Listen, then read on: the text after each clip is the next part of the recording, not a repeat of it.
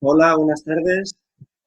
Bueno, bienvenidos a este segundo programa de la sección oficial del Festival Punto de Vista de 2021. Tenemos un programa de 3 películas y en total 4 directores invitados. Os voy a ir nombrando y saludáis. La primera película del programa es Ecos del Volcán, dirigida por Charles Fairbanks y Saul Kak, que, bueno, saludad si queréis para que os vean. Voy a seguir el orden que venía. La segunda es La Tramuntana, de Alexander Cabeza Trier. Y la tercera es Bicentenario, de Pablo Álvarez Mesa. Entonces Hola. Vamos a comenzar ahora con el coloquio, con este coloquio virtual, ya que no nos podremos encontrar este año. Y voy a empezar primero haciendo preguntas sueltas a cada uno de vosotros sobre vuestras películas. En el caso de Charles y Saúl, pues bueno, os iréis turnando. Y empiezo con Ecos del Volcán. Eh, Vuestra película es un retrato de este pueblo de la región de Chiapas, en el que mostráis la vida cotidiana, sobre todo a través de los espacios y de los sonidos, ¿no? Que es bastante clave en esta película y, bueno, a través de ello se van filtrando algunas de las características y las problemáticas del pueblo y quería preguntaros, como es habitual para empezar, pues cómo surge esta idea y también cómo funciona el trabajo entre los dos. No sé si vais a la limón o cada uno tiene como una función, por saber un poco. Nuestra colaboración nace hace 10 años, disculpe, um, cuando yo fui profesor en Chiapas y Saúl estaba terminando su carrera ahí de pintura, pero tenía una idea para hacer una película en Zoque, su lengua natal, también en su región natal de Chiapas, la región Zoque. Me interesaba mucho su idea y nos pusimos a colaborar, um, pero el proyecto volvió más grande y nos dimos cuenta a un momento que estábamos trabajando un largometraje que iba a costar más tiempo. El largometraje La Selva Negra salió en 2016, pero mientras que estábamos filmando La Selva Negra, um, teníamos huecos y salimos a la calle a grabar sonido y a filmar más bien los espacios públicos, la arquitectura. Um, para mí, el paisaje sonoro y la cultura de anunciar fue algo pues, interesante y fue una novedad. Para Saúl fue como tan cotidiana que creo que a él como ya sabía bloquearlo, ¿no? De alguna manera, tenía que bloquearlo para quedarse sano.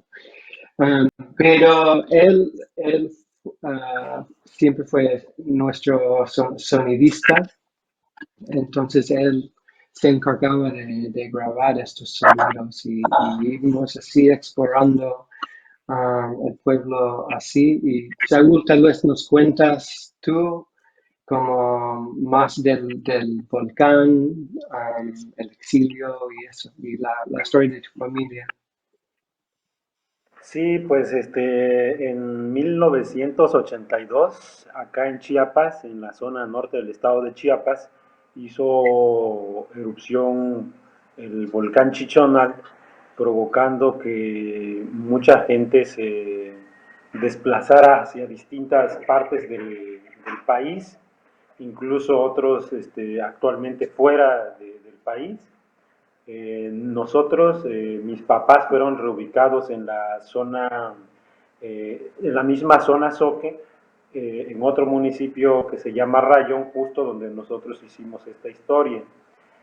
Fue una reubicación de parte del Estado y bueno, nosotros ya nos establecimos ahí, o se establecieron mis papás y en el 85 nací yo y quería, mis papás siempre me contaron esta memoria y el éxodo que ellos vivieron y la riqueza que ellos tenían en su comunidad, en su pueblo de origen. Y esto se ve claramente en los niños, pero es una, digamos que es una característica de nuestros abuelos que siempre, o es siempre esta naturalidad de que alrededor del fogón, alrededor del fuego, se iba narrando esta situación que ellos enfrentaron. Entonces, para mí, esto era muy fuerte de por sí y lo que yo pienso es que tenemos que escribir nuestra historia, nuestra propia historia.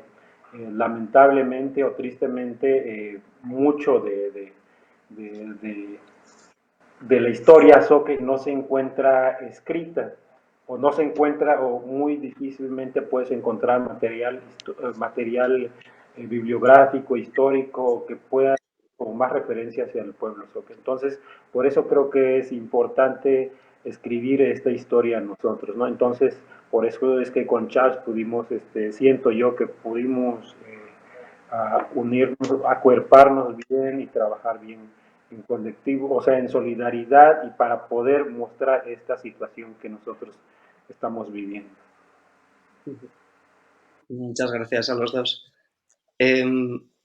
Voy a aprovechar para hacer otra pregunta rápido al hilo de esto que comentas, porque la película vemos la huella de aquel suceso del volcán que está de fondo todo el rato.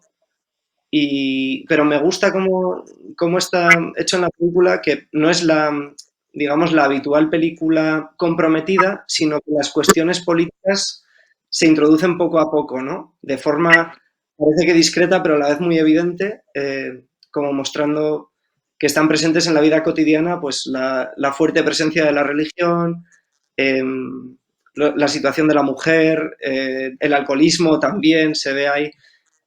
Me gustaría que me contarais un poco pues sobre esta manera de trabajar esas ideas de fondo, ¿no? Cómo se van como depositando y me pareció muy interesante, por ahondar un poco más en lo que contabas de la problemática de este pueblo.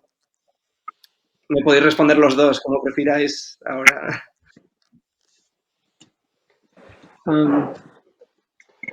Pues, ¿cómo decirlo? Fue grabado, la material para el corto fue grabado a través de 8 años, porque grabamos también una vez en 2018. Y yo creo que en todo ese tiempo, pues teníamos tantas posibilidades de detalles, ideas, experiencias que nos gustaría incluir en una película o la otra. Pero creo que fue bastante fácil para nosotros al nivel de nuestro proceso, porque seguimos siempre los sonidos y nos quedamos dentro del pueblo para esta película, para Ecos del Volcán. Entonces fue más una cuestión cómo montarlo en la edición y cómo incluir tanto que podamos y que surgen pues sutilmente las cosas importantes de una manera coherente. Y yo pero cada semana mandé a compartir con Saúl la versión y platicamos sobre eso. El corto fue una gran colaboración en cómo contar la historia y experiencia del pueblo. Como que poner también como la diversidad de las situaciones que hay en el municipio, ¿no? O sea, como las distintas cosas que van sucediendo. Y uno de los personajes que va narrando, bueno, parece un personaje, el sonido, que va sacando poco a poco, a través de las voces y los sonidos, cómo es la situación que hay en Chiapas, ¿no? O por lo menos que hay en mi pueblo, o la gente que migra, ya sea por fenómenos naturales en el caso de nosotros, pero en la cuestión de migración por otra situación, siempre hay como una readaptación del pueblo a un lugar al que llega, ¿no? Entonces hay como esta posibilidad de ver y encontrar esto que pasan sobre todo con pueblos que son desplazados o que son migrantes, o ya sea por fenómenos naturales o por cuestiones sociales, pero sí hay como todo esto que está alrededor, después de que ya migraron, todavía siguen llegando las fuerzas externas.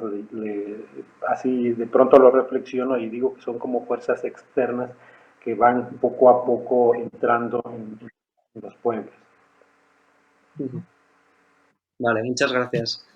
Luego seguiremos ahondando en cómo está trabajado en vuestra película. Voy a pasar ahora un momento a preguntar a Alexander por La Tramuntana, por la segunda pieza del programa, eh, que es un trabajo muy distinto. Bueno, por un lado, es una película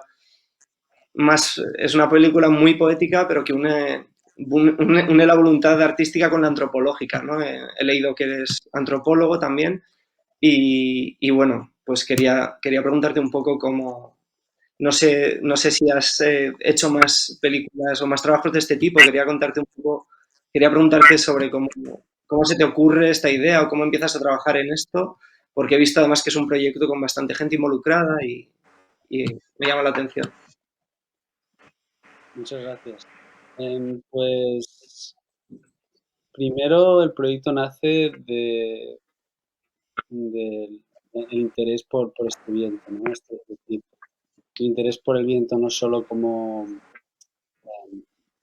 fuerza muy potente aquí en el sitio donde ahora mismo estoy viviendo, que es el Alampurdá, y este viento se llama Tramontana y tiene una importancia muy grande, no solo a nivel de la potencia que tiene, sino también a nivel de lo que significa para la gente, ¿no?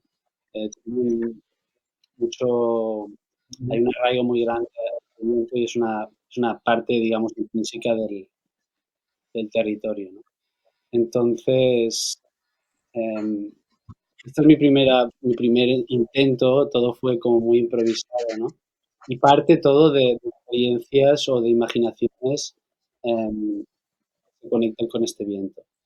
Y estas experiencias o imaginaciones o historias son el principio de lo que me gusta pensar que es una correspondencia entre yo y las personas con las que colaboro, donde, donde intentamos imaginar estas experiencias en cine, ¿no? Y partió de una manera muy, no sé, muy intuitiva, sin saber bien hacia dónde iba. Entonces, por eso estas historias son tan dispares, ¿no? Quizás. Pero sí, todo parte de una experiencia, de una historia, una imaginación, y el cine, digamos, es un vehículo para explorarlas, ¿no? Para ir más allá de ellas y ver qué encontramos en ese acto de filmar, ¿no? Que lo que me interesaba al final era, bueno, una idea que se me ocurrió mientras estaba filmando, era de que realmente el cine está creando una realidad mientras pasa, ¿no? Que no es una idea que me haya inventado yo, que ya conecta con el cine de Jean Rouch, que es un antropólogo, y eso, digamos, ese momento en el que entendí que el cine me permitió crear una realidad conjuntamente con las personas con las que estaba trabajando, fue como un momento de digamos, lucidez o como quieras llamarle. Entonces, a partir de ahí ya empecé a vincular un poquito mejor de dónde, hacia dónde iba. No sé si ha Muchas quedado claro, gracias. a ver. Sí, sí, sí. Sí, o sea, entiendo el poder que puede tener la tramuntana sobre alguien que vive muy cerca de ella, pero sí, me hace gracia cuando dices la gente con la que colaboras, ¿no? Entre otras personas, veo, pues bueno, está ese texto poético que creo que lee su propio autor, Paco Durán, pero también veo que como guionistas, entre otros, figuran los niños de una escuela, ¿no? Quería saber un poco cómo a partir de esa idea de hacer una película de este tipo, con la tramuntana, cómo involucras a esta gente alrededor, cómo, en concreto, por ejemplo, pues cómo es este trabajo con los niños, ¿no? Cómo vas colocando esas piezas para llegar a esta obra. La cosa empieza con, digamos, la primera pieza nace de una conversación la primera parte, digamos, nace de una conversación con Paco Durán. Es una historia que le explicaba a su mujer. eh, y él, a partir de ahí, de esa historia que su mujer le había contado, él desarrolla algo para el propósito de la película. Y eso me permite ver el paisaje de una manera eh, diferente, ¿no? O sea, yo creo que en todas estas conversaciones que tengo con las personas me permiten abrir o me permiten ver diferentes cosas. Pero no, en realidad la primera historia es la del medio. Esta es la primera cosa que grabé, que parte también de una experiencia de este hombre que no voy a explicar porque creo que es bonito que no tenga explicación. Pero sí, con los niños también, yo hice una serie de talleres en la escuela de aquí y a partir de ahí, de conversaciones y de historias, pues surgieron ideas. Una de las ideas es este movimiento de la roca, ¿no? Que es una historia del pueblo, de Capmany. Y bueno, yo escuchaba a los niños pues hablar de historias de que uno la había movido, que el tío de uno la había movido. Entonces, a partir de eso, pues cogiendo algunas piezas aquí y de allí, pues fuimos con los niños a averiguar, a descubrir qué pasaba con el parroquio, ¿no? Entonces, un poco esto, siempre lo veo como una correspondencia, como una conversación eh, con estas personas que luego se convierte en una conversación con imágenes. Eh, eh, pero sí, o sea, por eso los puse como guionistas, porque creo que ellos realmente son los guionistas de la película. Yo no siento que haya, que haya aportado, digamos, ninguna narrativa más allá de la edición, ¿no? Aquí, claro, obviamente hay mucho que decir, pero sí, es un poco la idea. Vale, gracias. Bueno, voy a pasar a hacerle ya alguna pregunta a Pablo sobre Bicentenario, su película, que es la más larga de la sesión. Eh, y bueno, aunque parezca un tópico ya, es muy difícil no empezar preguntándote cómo surge este proyecto, pero en tu caso yo tenía la duda si partes primero de la idea de hacer el recorrido de Bolívar o de ese recuerdo de la toma del Palacio de Justicia de Bogotá con el que empieza la película, que es un episodio, además, que tal vez mucha gente en España y en otros lugares no conozca bien. Yo, por ejemplo, lo conocí a través de la película y luego estuve leyendo sobre ello, ¿no? Eh, bueno, vi que el palacio, por ejemplo, está en la Plaza de Bolívar, pero aparte de eso, quería saber cómo la vinculas con la historia del Bicentenario de la Independencia, esta historia de la toma del palacio en el 85 y que nos cuentes eso, a tu manera, el origen del proyecto. Eh, pues el origen del proyecto empezó con como la necesidad y tiene que ver un poco también con lo que estaba hablando Alexander ahora, como la necesidad de incluir los mitos y los relatos orales como al presente y al concreto del día. y ese concreto es la política y la sociedad y la sociopolítica, pues como real, contemporánea. Y entonces la película había empezado con hacer como invocar a Bolívar espiritualmente a través de medios, y por cierto tiempo solo nos quedábamos ahí, como en una conversación con Bolívar a través de medios, y eso lo que nos daba como película era como el conocimiento que tenemos como sociedad sobre él. O sea, ese puede ser una tesis, o la otra es pues una invocación y una comunicación con él. Entonces sería pues una película que funcionaba de dos maneras. Eh, Eventualmente me pareció que había que profundizar mucho más y que había que incluir al territorio como, como actor, así como también lo dijo Saúl, que el sonido en la película de ellos es actor. Aquí el territorio, y creo que las tres películas, el territorio es como un archivo y un agente muy vocal sobre las experiencias históricas.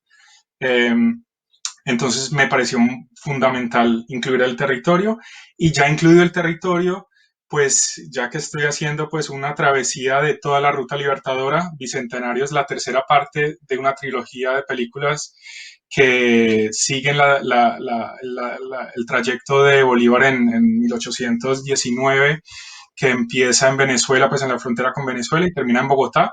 Entonces, pues había que terminar en la Plaza de Bolívar, que es como su monumento a la liberación. Y su monumento es esta Colombia liberada, independizada y caótica 200 años después. Y su monumento es un monumento concreto, es una estatua de Bolívar al frente del Palacio de Justicia, que en 1985 fue tomado por una guerrilla, eh, al, como una reacción por el gobierno de turno de haber incumplido lo que ellos dijeron, haber incumplido un tratado de paz. Ellos tomaron el Palacio de Justicia, y luego viene el gobierno y bombardea el Palacio de Justicia. Entonces básicamente son dos facciones que bajo el nombre de Bolívar se están atacando una a la otra. Entonces ahí fue como la culminación pues del proceso libertario en 1985, cuando vemos que el gobierno pues básicamente está como autosaboteando su propio pilar, que es uno de los tres pilares, la justicia, y, eh, y siendo pues el génesis de toda esta pues como ideología de, del territorio, y nuestra imaginación sobre qué es Bolívar y qué fue Bolívar y qué es nación, qué es territorio, toda esa cantidad de cuestiones que a través del cine, así como lo acaba de decir Alexander, se empiezan a unir cabos y empieza a crear esta mitología que está más o menos ahí, pero que pues se aborda de diferentes maneras. Y en esta manera de esta película fue a través del espiritismo, fue a través de un marchar en el camino de Bolívar en sí, y de eventualmente terminar en la culminación de su proyecto, y después ver que que ha habido repercusiones concretas, políticas y muy violentas, eh, como reacción a unas semillas violentas. Entonces, será pues como una respuesta grande sobre todo esto. Muy bien, gracias. De hecho, ahora que lo comentabas, lo del espiritismo como vía, que de hecho hemos visto que tienes por ahí la herramienta invocadora antes de empezar el coloquio, te quería preguntar que... Ahí está. El prop. Te quería preguntar sobre eso, bueno, se ve a lo largo de toda la película, ¿no? De alguna manera, esa sesión de espiritismo para invocar a Bolívar es una especie de hilo conductor, ¿no? Que no sé cómo se te ocurrió esto, pero también me interesa cómo le das forma a esta idea con esa pantalla roja, con esa imagen que se intuye más que se ve, y que luego va pasando a otros colores, y aquí igual igual he creído yo ver cosas que no son, pero te quería preguntar, ¿no? Que diría que los colores son los de la bandera colombiana. No sé si ¿no?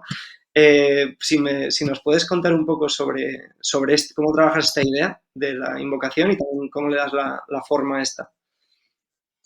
Sí, pues empezando con lo del color, cada película tiene su color y esta es la roja y es la bandera de Colombia y el rojo en Colombia es supuestamente pues la sangre derramada por los patriotas y pues resulta que la sangre derramada por los patriotas se sigue derramando y los patriotas han sido una cantidad de diferentes pues como versiones de violencia. Entonces, pues eso cuestiona mucho qué es un patriotismo y quiénes son los luchadores pues, de esta clase de independencia.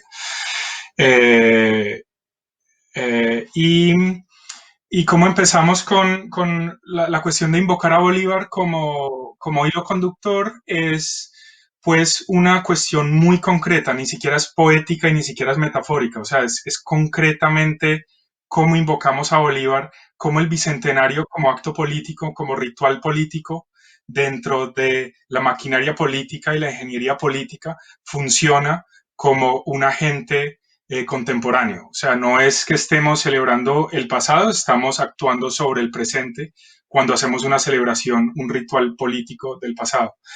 Entonces, siendo que o sea, en la narrativa abierta pues de la celebración del bicentenario, estamos haciendo esta clase de invocación ya de por sí, pues, ¿cómo hacemos como como no es ni siquiera una contra respuesta, es como un paralelo? Es igual, si ya lo estamos invocando, pues invoquémoslo concretamente, o sea, hagamos el trabajo. No es simbólico, de nuevo, no es simbólico, no es metafórico, es concretamente invoquémoslo para ver qué es el resultado de esta conversación a través de la historia y a través del territorio. Entonces, por eso es que era muy importante para mí ir a los pueblos exactos, concretos, donde pasó, el día que pasó, estar concretamente filmando por las plazas y los lugares por donde pasó Bolívar y cuáles son las marcas que se acumulan en el territorio como archivo histórico concreto de la liberación, pues de este movimiento independentista. Y entonces de ahí viene y eventualmente pues se vuelve ya un hilo pues cinematográfico y con su sonido y con sus pues como su forma, pero esa forma de nuevo es concretamente invitando a una reflexión sobre el efecto real que tienen esta clase pues de ideologías y pues con cómo la historia concretamente se vuelve práctica y, y el cine como un ejercicio de hacer material las ideas concretamente. Entonces todo esto tiene que ver mucho con lo concreto del cine y es filmado en cine hablando también de una representación análoga del territorio, del tiempo y del espacio, así como fue filmado en exactamente los mismos días, así como los sonidos son concretos de cada lugar. O sea, la película tiene mucho como de archivo dentro de su propia construcción, tratando de hacer pues como una conexión con eso. Muchas gracias, Pablo. Me gusta que sin haberlo dicho yo, y bueno, cualquier espectador que vea la sesión lo verá claramente, ha salido de forma natural en el coloquio la importancia del sonido en vuestras películas en el sentido de los relatos orales para contar historias muy distintas. La de Pablo es la más evidentemente política, pero también la de Saúl y Charles de una forma distinta y bueno, igualmente la voz y el relato oral lo utilizó Alexander de formas muy distintas en su película. Ahora que estamos hablando más de la forma en la que habéis ido trabajando, quería volver a Ecos del Volcán, a Charles y Saúl, para preguntarles también cómo llegan a esa forma. Yo no he visto esa otra película más larga, la Selva Negra, en la que estabais trabajando mientras se va ocurriendo la idea para Ecos del Volcán. Pero me parece llamativa en esta obra vuestra cómo casi toda la imagen de la película está fija, quieta, con solo unos pocos planos en movimiento, ¿no? Con la cámara montada en el camión o en coche. Y también cómo permanecéis ocultos tras la cámara casi toda la película y os hacéis presentes en la escena con los niños. Me gusta que hay también ese tono que parecía distante en un principio, alcanza hasta el humor, ¿no? En esos momentos.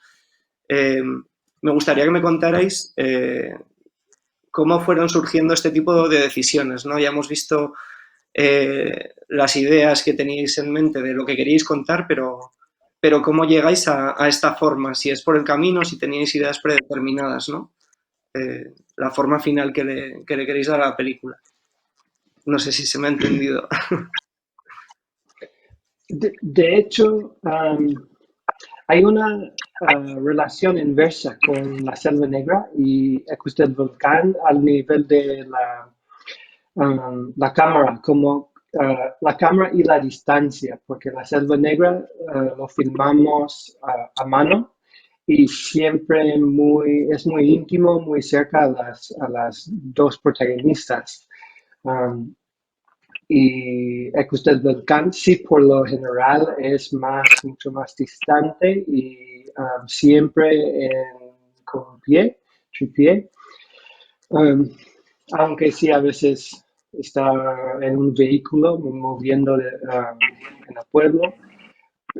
Pero ese encuentro con los niños sí fue como un regalo completamente y que rompen esa distancia, también como distancia física y distancia social, porque son los únicos que hablan directamente a nosotros, a la cámara, y también a los espectadores, ¿no? Están conscientes de eso. Y me conmueva, cada vez nos conmueve, como pues no hicimos ninguna llamada que hablan de una cierta cosa, pero que se ponen a contar esa historia del volcán, que ellos no han vivido, son sus papás, tal vez solamente sus abuelos que vivieron eso, pero que van narrando esa experiencia de primera persona. Saúl, ¿quieres agregar otra cosa? Sí, yo quiero como agregar algo a todo esto. Bueno, esta es como la cuestión técnica o de decisiones, eh, pero yo quiero irme un poquito a esta parte de la cosmovisión soque, de cómo vemos y entendemos el sonido. Por ejemplo, para nosotros o para mis antepasados, eh, decían que el sonido que se producía en las montañas, en los ríos, en el canto de las aves, todo lo que se venía de la naturaleza, formaba una orquesta, ¿no? Formaba algo que según nuestros antepasados era una forma humana, ¿no? Y esto era algo que era bien, era algo bueno para las familias, para todos. Y en contraste con esto que vemos en Ecos del Volcán, por eso es que mencionaba hace rato, que de pronto vemos o escuchamos fuerzas externas, ¿no? Donde nos ofrecen, ante esta situación que vivimos, en las comunidades también, no debemos de romantizar ahora cómo nos encontramos, o sea, vemos esa diversidad y también como la vulnerabilidad de nuestro pueblo, pero cómo estas fuerzas externas, estos sonidos, digamos, o sea, como lo entendamos así, que vienen y controlan a las personas, ¿no? A las comunidades, a la mente del ser humano. Entonces, de tanto que se bombardea un tipo de sonido, entonces va haciendo a la persona que vaya como hacia ese lado. Por eso a veces digo yo que es como un contraste de cómo era nuestra cosmovisión, nuestra forma de pensar, y cómo actualmente esto o este sistema en el que vivimos nos está moldeando de alguna manera. Entonces, para mí representa como esta parte, ¿no? Muy fuerte que va contra nuestros pueblos. Y también, por eso es que mencionaba también que es importante la defensa del territorio para nuestros pueblos, porque no es solamente que se defienda el espacio físico, ¿no? Sino es toda esta memoria ancestral que hay de nuestros abuelos, y cómo, cómo esto se puede plantear, contextualizarlo en este momento que estamos viviendo ahora, ¿no? Entonces, me pareció muy importante el trabajo eh, eh, que hizo, que mencionabas hace rato, de cómo estas, o sea, digamos que todo esto se va construyendo, ¿no? Se va construyendo, y al final pues es esto que se va quedando, ¿no? Entonces este es nuestro contexto actual, es nuestra realidad que estamos viviendo, y pues es así, ¿no? Claro. Vale, muchas gracias, Noel. Tenemos muy poquitos minutos, pero no quería dejar de comentar, bueno, Alexander, así muy brevemente. Bueno, has dicho que era tu primera película o tu primer intento, y te quería decir que en el apartado visual me parece espectacular, me parece una imagen bellísima, pero aprovechando que estamos hablando del sonido mucho y de su trabajo, quería, si nos puedes responder brevemente, ¿cuál era la idea más importante para ti en el trabajo con el sonido? En muy poco tiempo lo utilizas de formas muy distintas y muestras varias cosas, ¿no? El poema, el propio viento hablando, el final con los niños. ¿Qué era tu idea clave para trabajar el sonido en esta película que es tan importante? A ver, primero de todo, lo que más siempre me ha llamado desde muy pequeño es ese misterio del viento, ¿no? Esa ambigüedad del sonido, ¿no? De no saber bien eh, qué hay detrás. Em, entonces, desde esa ambigüedad del sonido, ¿no? De viento, esa fue como la primera, a nivel sonoro, el primer como pensamiento, que me interesaría plasmar eso. Y después, creo que lo que he intentado es, a través del sonido, bueno, crear esta visión como polifónica, ¿no? De que se escuchan diversas voces em, que tratan todas del viento, pero que todas lo ven de un modo distinto. Para mí es muy importante que era muy importante para mí reflejar que un evento particular, como en este caso el viento, se puede ver desde infinitas visiones. Vale, muchas gracias, Alexander. Eh, Creo que nos hemos quedado sin tiempo para más. Me habría gustado preguntarte más cosas a ti, Pablo, también, aunque justo el tema del sonido y de cómo has utilizado tú también los testimonios lo has comentado. Me habría gustado hablar también cómo introduces el humor, que al final el humor está presente en las tres piezas de forma sutil. Y en concreto en Bicentenario, bueno, se me queda para otra ocasión, a ver si alguna vez podremos reunirnos físicamente. Me gusta mucho cómo trabajas el montaje, el ritmo que le das a la película. Que no sé si en un minuto me puedes decir un poco cuál era tu idea al respecto, para cerrar. Sí, pues por 8 meses la película fue silente, totalmente. Había Wow. venido de un curso de meditación silenciosa de 12 días y dije, no necesitamos el sonido y la corté en silencio, pero cada cuadro tenía que hacerlo todo y decirlo todo.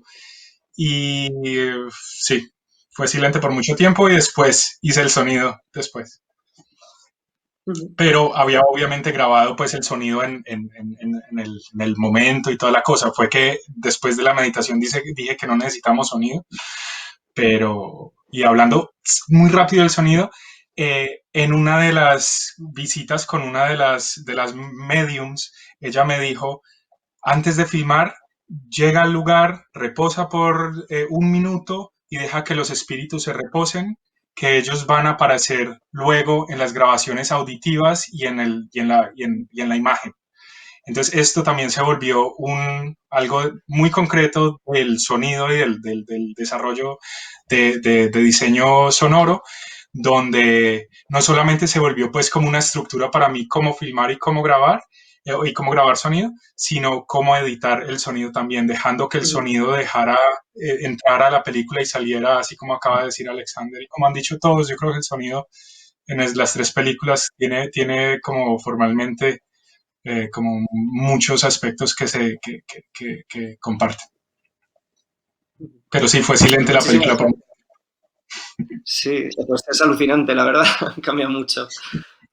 Ojalá tuviéramos tiempo para más, pero bueno, ya hemos terminado lo que teníamos para el coloquio. Agradeceros muchísimo a todos haber estado aquí, reunirnos en estas 5 pantallitas y bueno, pues os deseo que estéis bien, que vaya muy bien con las películas y nada, aquí estaremos viéndolas en Pamplona también. Muchas gracias a todos. Un saludo. Gracias a ustedes. Chao.